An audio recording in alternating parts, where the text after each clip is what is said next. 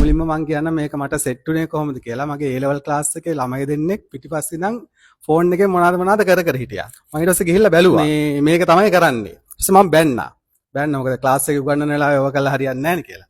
බැලලා ඉවරලා ක්ලාස් එකේ ඉවරලා මං උන් දෙන්න කතා කරලා මං ඇහුවා මොකද්ද මේ සීන් එක කියලා.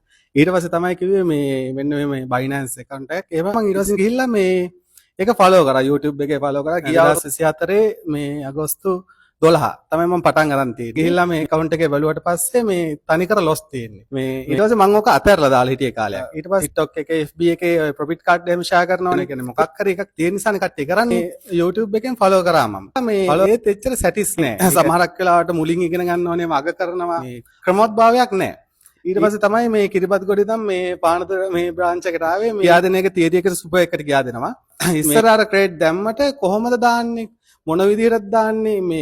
කිසිම දෙයක් දන්නේ නැහැ. නිකන් අර නම්බර්ස් ටිකකට දානවා වගේ තමයි දාන්නේ.